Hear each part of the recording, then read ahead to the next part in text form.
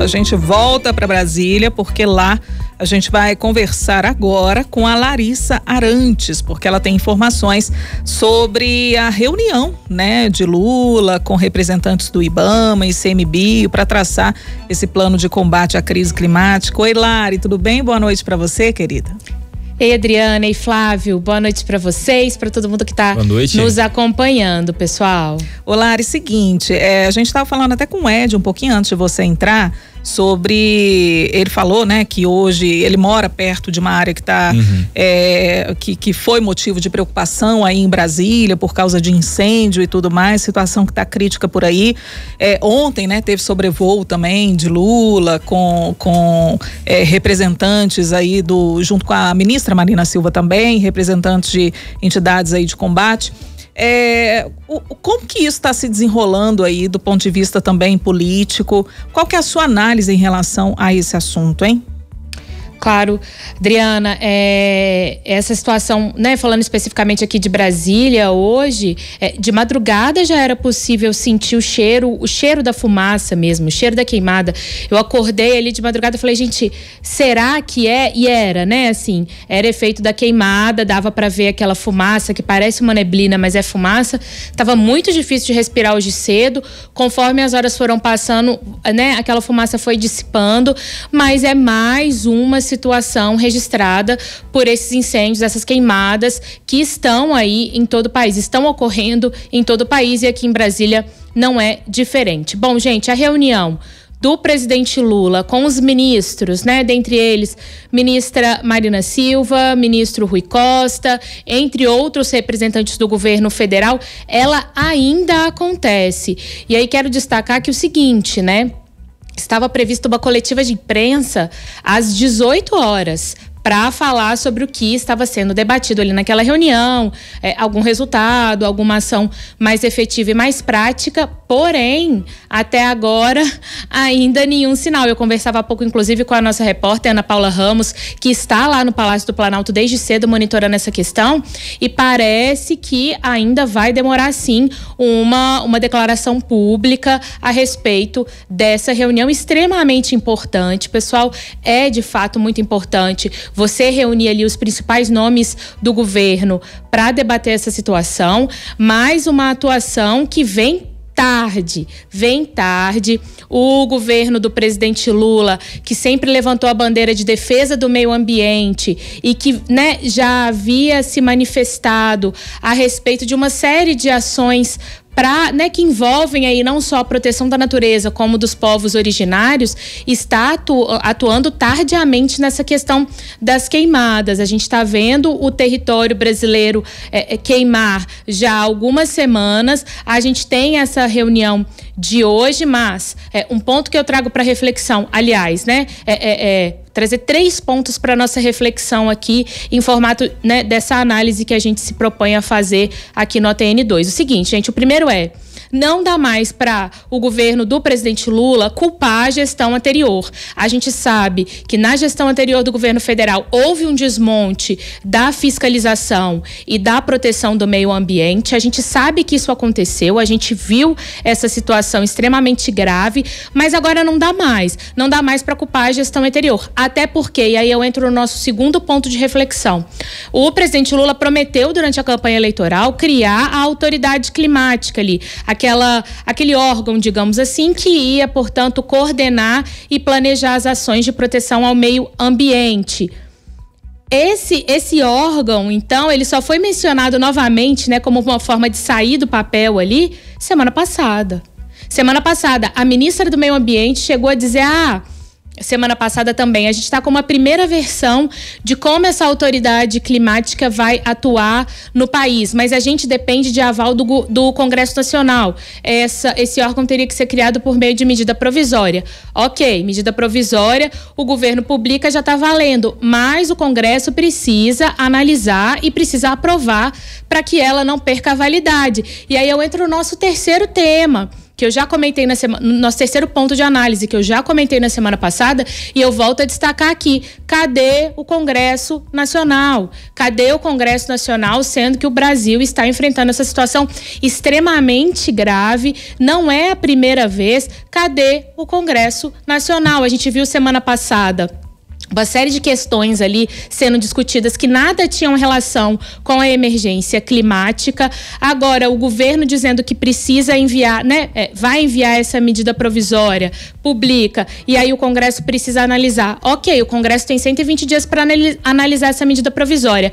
Mas será que não é o caso de agilizar? Precisa esperar todo esse prazo? Precisa correr o risco de perder a validade da criação de um órgão extremamente importante no combate a esse caos que a gente está vivendo, esse caos climático que a gente está vivendo? Eu repito, cadê o Congresso organizado, alinhado, muito bem pautado pelas questões climáticas? Então, gente, é claro, o governo federal vem atuando de maneira tardiamente agora. A gente viu ontem, inclusive, o ministro Flávio Dino do Supremo Tribunal Federal liberando créditos orçamentários fora da meta fiscal, flexibilizando uma série de regras, inclusive para a contratação de brigadistas temporários, mas a gente precisa sim dos três poderes alinhados. A gente precisa do executivo, judiciário e legislativo. E da parte do legislativo não é o que a gente está vendo. Então trago aqui para essa reflexão nossa que os poderes podem sim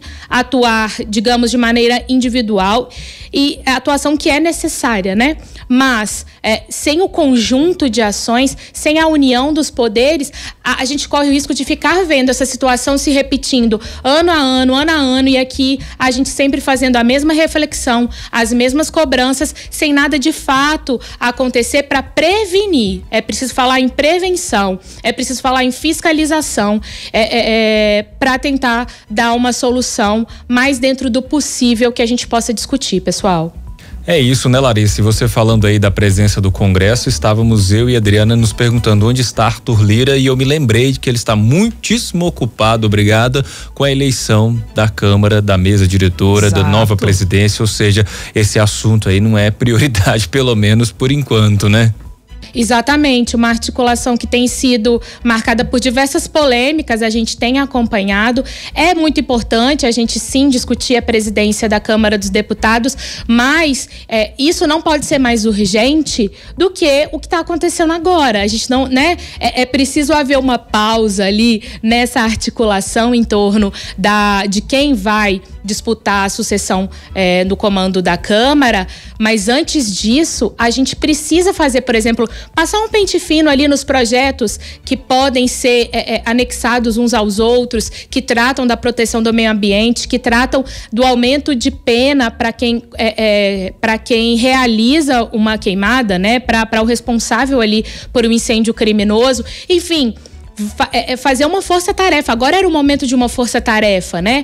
Cadê as comissões externas, né? O Congresso adora formar aquelas comissões externas para acompanhar a situação de algum lugar específico, etc, etc. Quando teve a calamidade no Rio Grande do Sul, teve também a comissão externa. Cadê a comissão externa agora para acompanhar de fato o que está sendo feito em loco? A situação está muito triste. Então é isso, pessoal. Agora sim, né? A gente sempre termina falando isso, mas é aguardar o fim dessa reunião lá no Palácio do Planalto, e também o que pode ser feito a partir de agora, tendo em vista que não tem mais semana de esforço concentrado no Congresso. Então, o que pode ser feito do ponto de vista judiciário e executivo nesse momento, né? Cadê o Congresso, Lari, quando você pergunta, né, cadê as comissões, né, que são feitas, as viagens, as visitas que normalmente são feitas em situações críticas como essa? A gente está há 20 dias de eleição, né? Então deve dar muito trabalho, né? Fazer esse tipo de visita, ficar fora do reduto eleitoral, né? Abrir mão de às vezes aparecer no palanque de um candidato. Então pode ser que a eleição esteja na frente também, né? Dessa questão. Exato, e Adriana, se a gente para pensar na ponta da linha ali, né? É uma eleição municipal, então muitos municípios sofrendo com essa situação, sabe? Tudo bem, né? A gente tem visto a atuação dos gestores municipais e estaduais no sentido de tentar melhorar a situação. Mas isso também tem que ser um tema de campanha, né, gente? Várias das atuações dependem, obviamente, do governo federal e estadual, mas também de um alinhamento dos governos municipais, né? Então, das gestões municipais. Então, também, eu espero, né, assim, aqui em Brasília a gente não tem essa discussão, não tem eleição municipal, mas nos locais em que as queimadas estão gerando realmente um caos, eu espero que isso também esteja sendo colocado aí na mesa de discussão dos candidatos para que se possa avançar pelo menos um pouco nesse debate todo, né? Lari, antes de encerrar, Flávio, eu queria só retomar um ponto também, Lari, que eu acho que vale a pena, já que o nosso papel também é fazer com que o ouvinte, o espectador, né, reflita e também pense sobre todo o cenário, né, que o Brasil está passando. Eu não sei se o ouvinte, o espectador, percebeu a ação do ministro Flávio Dino, do Supremo Tribunal Federal.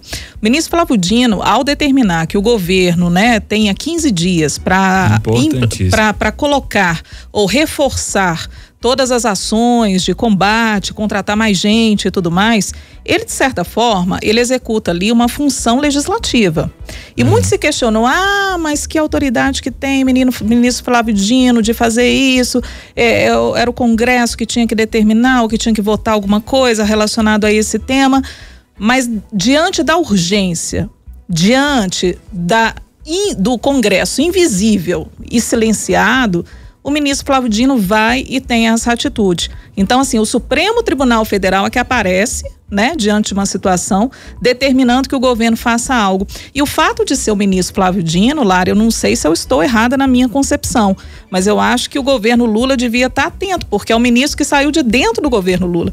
Então é um alerta que parte de dentro do próprio governo, né? Exatamente, Dri. E aí, pegando o gancho desse comentário seu, o Congresso reclama várias vezes que o Supremo Tribunal Federal está invadindo ali as competências do Congresso, né? Se a gente pega ali pelo direito administrativo, né? O Congresso legisla, o Judiciário julga, enfim. Mas tá afetando, tá entrando nas nossas questões. Uai, né, temos um exemplo de como isso se faz necessário em diversos momentos, né? Então, o ministro Flávio Dino dizendo ali o que precisa ser feito, dando um prazo e flexibilizando regras fiscais, inclusive, fundamentais, para que depois não venham criticar o governo, porque estourou a meta fiscal, etc. Enfim, então ele pensa em todos os, digamos assim, em todas as dimensões dessas decisões para facilitar o trabalho do governo federal. Então, sim, é um alerta que o governo precisa estar bem atento e a gente também estar bem atento quando o Congresso começa a criticar o Supremo Tribunal Federal. A gente precisa se questionar o seguinte, peraí, Congresso, vocês estão questionando aí os ministros do Supremo Tribunal Federal, mas vocês fizeram a parte de vocês? Fizeram? Então ok, então a partir daqui a gente continua a discussão. Não fizeram? Então peraí, de onde vem a crítica, né? Por que está sendo feita? Por que está sendo feita essa crítica? São vários pontos, né, pessoal, para a gente debater. Vários pontos. Valeu, Larissa, obrigado, viu, pela participação, pela aula que você nos deu aqui de política e tudo mais. Esperamos você aqui amanhã no nosso Tempo News, segunda edição, tá bom? Com certeza, gente, até amanhã. Até mais, Lari. E é sempre muito bom, né, quando a Larissa traz esses vários pontos de vista, esses vários pontos pra gente pensar, porque a gente não pode analisar um ato separado do outro, né, Flávia? De maneira Tudo alguma, interligado, né, Adriana? como a gente fala. Então, assim, se o Supremo toma uma atitude, a gente tem que ver o que está acontecendo no Congresso. Se o Congresso age de uma forma, a gente tem que ver de que forma que o governo reage a essas pressões. Então, é uma análise muito maior que a gente precisa trazer aqui para o nosso ouvinte espectador, que eu tenho certeza que ficou muito satisfeito e que agora está, bem informado. Afiadíssimo.